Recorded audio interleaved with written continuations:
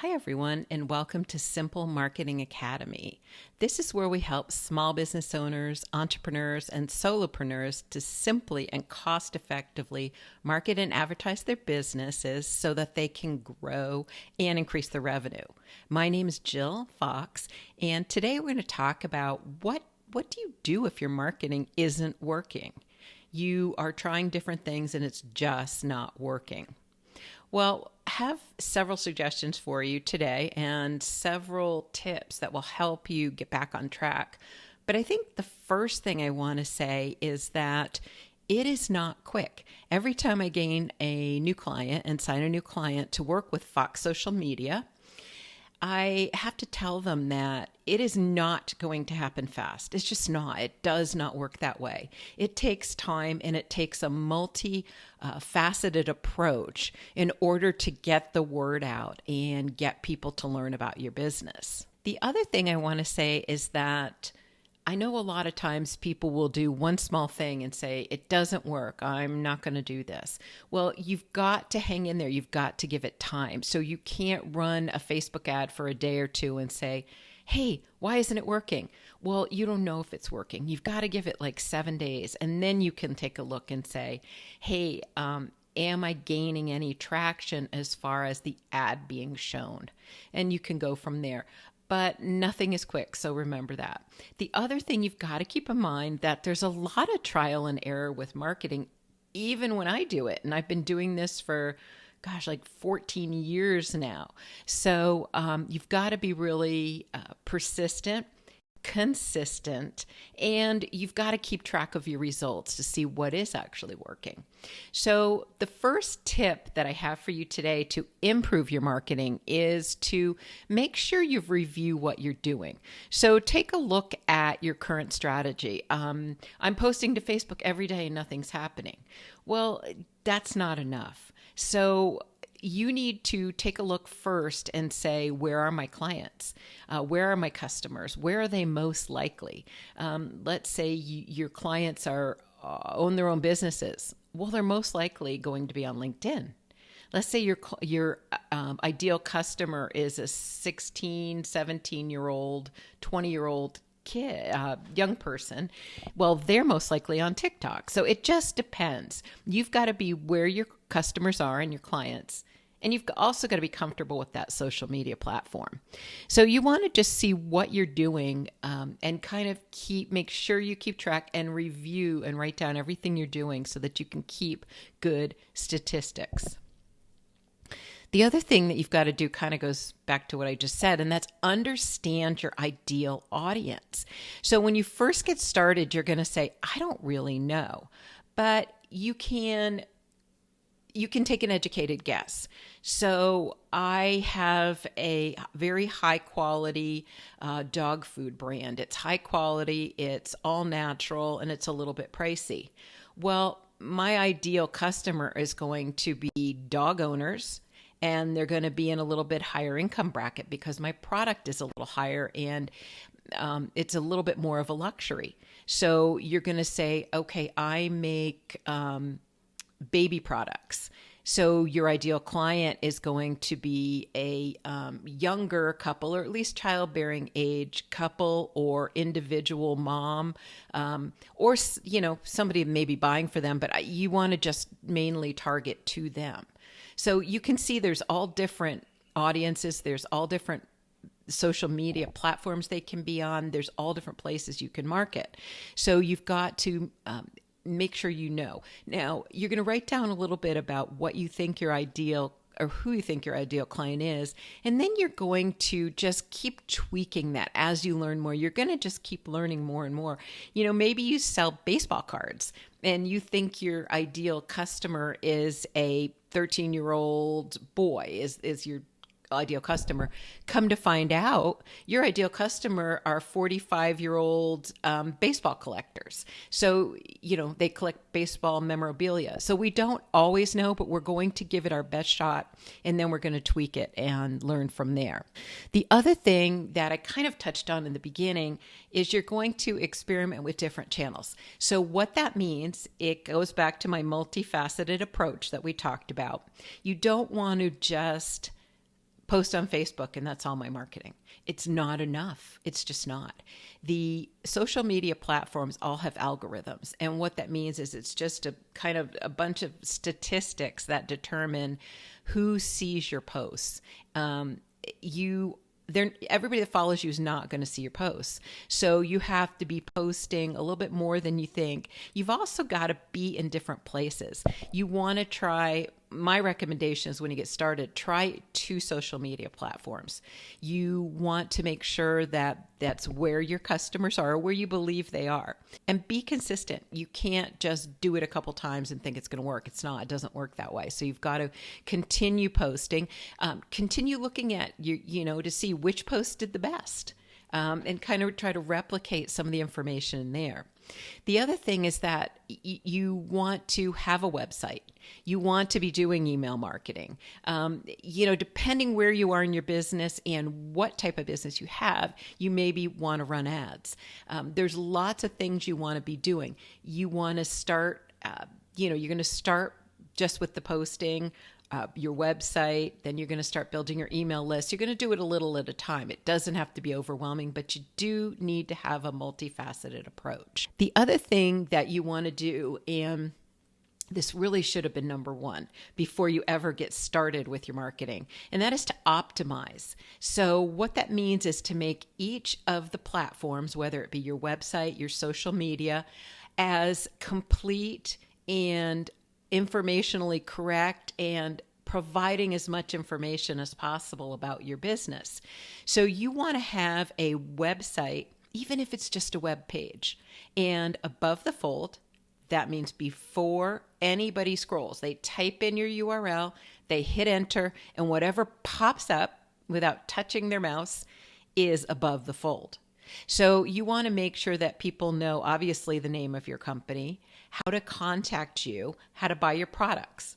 Now, in addition, it's very important that they know who you serve, what the product will do for them, and what the outcome is of using your product or your service. So that information is really important to have on there. We know that and we feel like it's so obvious, but it's not to other people. So make sure that's above the fold.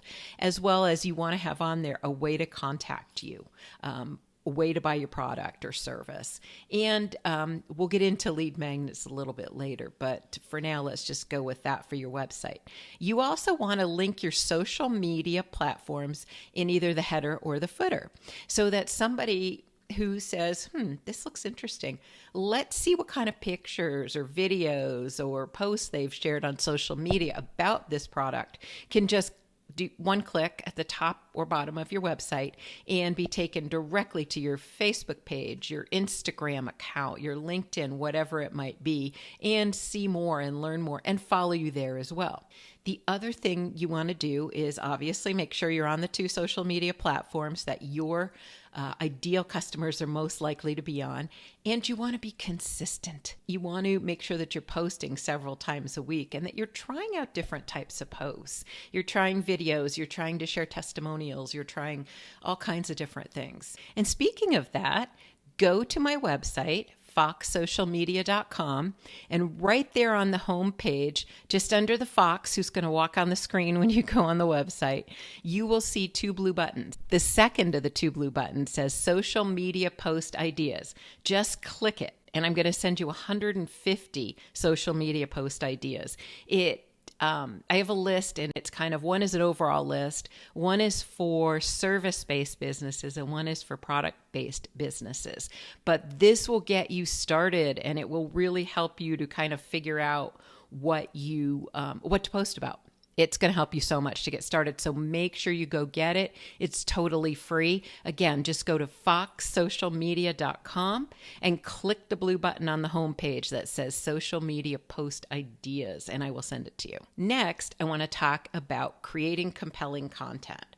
So one of the things you have to do, whether you want to or not, is create content. That can be written word, spoken word, video, images. It can be any number of different ways you can do this. So one of the things that you need to do is be consistent. That is one of the most important. But you're going to try different things. Again, go get that post ideas social media post ideas list on my website at foxsocialmedia.com. The one thing you need to do is create all different types of content.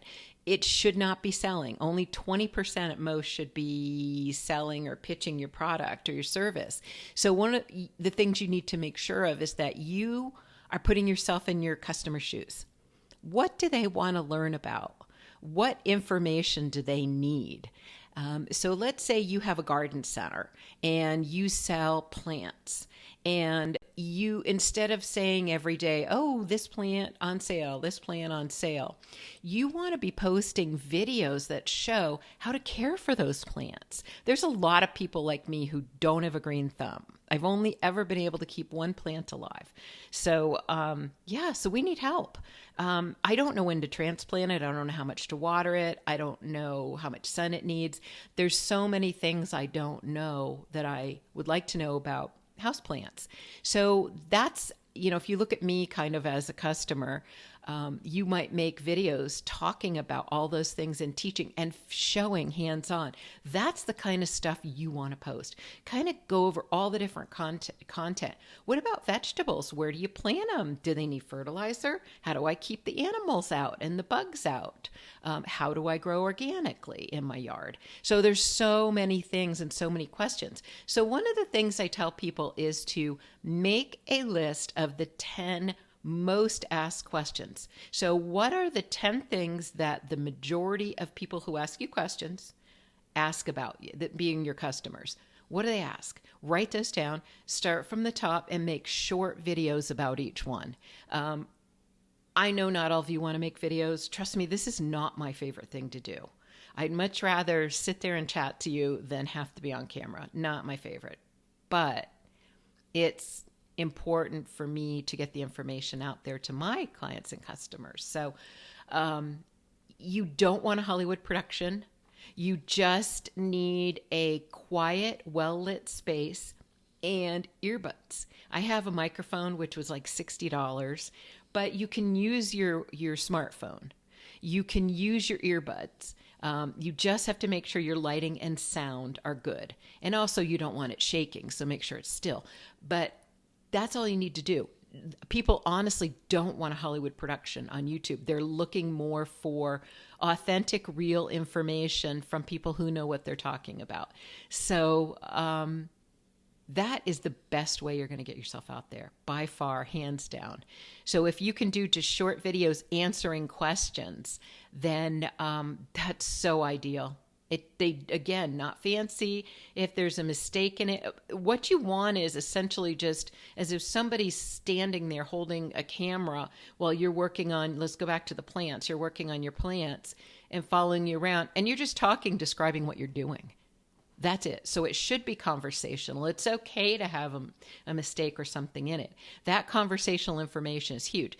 Then you're going to start watching and say, oh my gosh, my video about sunflowers did better than all of my videos. So what other information can I share about sunflowers? And then, hey, the next one, I'm going to put my sunflowers on sale because I think that's perfect. And maybe you talk about it at the end of the video.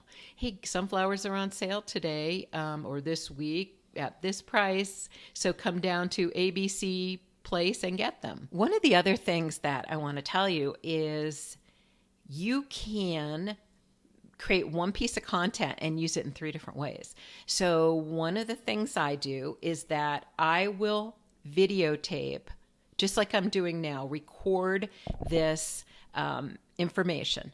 So I will take the video and put it on YouTube. I will download the audio only, and that becomes my podcast. I can also have it transcribed and make a blog post out of it. So I was able to create just one piece of content and turn it into 3. The other thing that works really well is if you batch your content. So maybe you say every Friday, I'm going to create 4 short videos. I'm going to plan out my topics. I'm going to spend the time, getting those recorded. And then I have a piece of content for every single week for the next month. Those really add up, and it is it's really helpful to have all that done.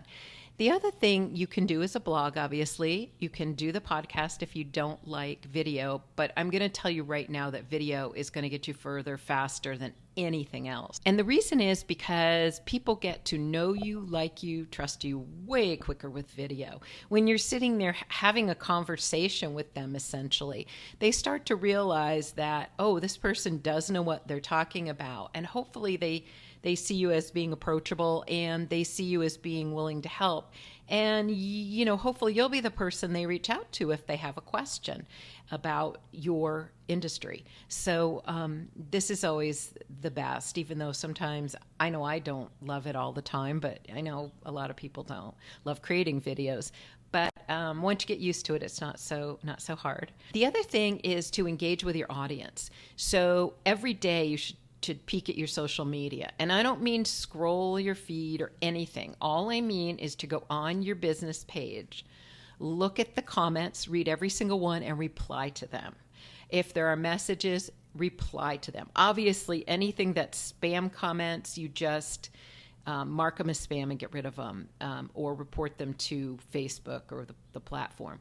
But the other thing is to make sure that you're continuing the conversation. You are absolutely thanking people for watching your video, commenting on your post, sharing any of your anything. So there's another system, and I want you to go look for the video. It's just a few before this. So we have a video that tells you how to invite people to like your Facebook page, even if they are not your friends. Make sure it's the most recent one. There are actually 2 of these, and we've just updated that video. But this is simple and very quick, and even if they don't take you up on it, they're likely to still see your posts in the future, so it's well worth doing. The next thing you have to do, we kind of mentioned a little in the beginning, is to track your success and analyze it. Every single social media platform has free analytics along with it for business pages. And Google Analytics can show you the analytics for your website. You have to sign up, you have to link it, but it is completely free and it's very, very good. The analytics can tell you things like what are the demographics of the people who are coming to your page, looking at your content, coming to your website. Are they male or female? Are they young, or are they an older group of people? Are they coming from the United States, or are they coming from a foreign country? All kinds of details they can tell you about the people. Now, the other thing that the analytics can tell you is which of your posts are doing the best, and this is so helpful. So you can look at the popularity of your posts based on likes, comments, shares. You can look at your videos and see how many people watched them. How long did the average person watch the video? All this information is stuff that you should be tracking. You don't have to spend hours. You really don't. You need to look at it, maybe have a little spreadsheet for it, and determine, okay, so my video, I'm a chef. My video about apple pie by far did the best. So let's try a video about pumpkin pie, and then let's try a video about apple crisp. So you're staying in the pie, realm, and then you're staying in the apple realm with the other one. So just as an example, try and create things that are similar to it if it did really well. Don't duplicate it. Just see how that does. So you're constantly testing. You're constantly trying to improve things. Now, if something's kicking butt, don't try to improve it. So one of my clients just put out a movie, and the Facebook ad, one of the particular Facebook ads we're running, is absolutely killing it. I've never seen a click-through rate this high ever for any of my, ever. And I'm not touching that ad because it is just killing it. So if it's great, don't touch it. If it's you can try to improve some things. When you're working on improving things, only make one change at a time, because otherwise you're not going to know which of the changes worked. So you want to make sure you change one thing, and then if that does well, great. If it doesn't, then change one other thing. So for instance, you have, let's say, an ad, and you're running an ad, and you're like, this isn't doing great. Well, let's try changing the image or the video that goes with it first. Give that a week. Not great. Okay, let's try changing the headline, which is the wording at the bottom. And that, or the little call to action button that's at the bottom too, that might say learn more, buy here, something that you can click. And so then you try changing the wording at the top of the post and see how that does. So as you can see, you test one of these things out at a time. You don't change everything.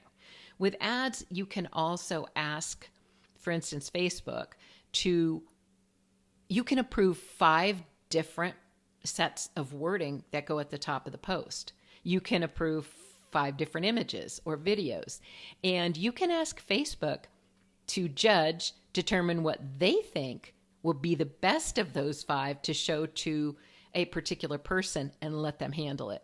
The truth is, we've got to do our demographic targeting, but Facebook's going to know better than we are. And once it starts running for a while, Facebook really picks up, their algorithm picks up and starts saying, oh, we get it. We see some similarities in the people that are clicking on this ad. We know where to find more of them, so we can show it to these people.